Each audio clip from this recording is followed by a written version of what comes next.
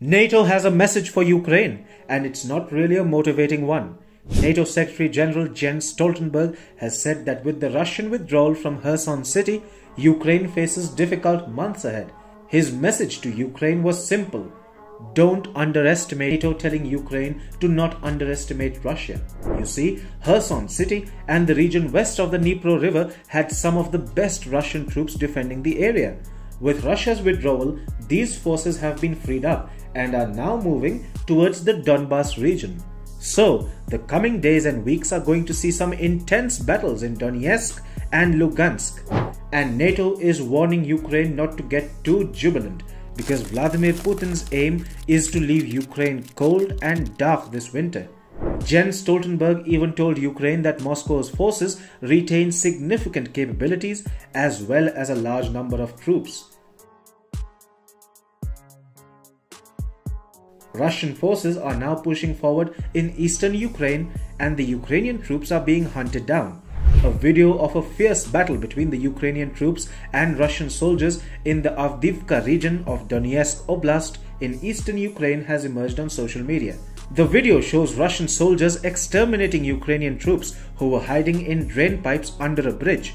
The Russian soldiers surround the drain pipes' two ends and throw several grenades to neutralize their enemies hiding inside.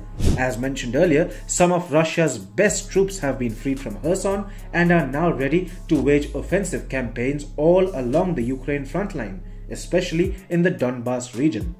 That's what they've begun doing.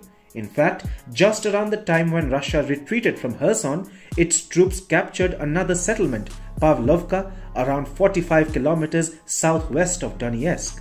Currently, Russian forces are steadily advancing in the direction of Avdiivka, which is just 15 kilometers northwest of the city of Donetsk.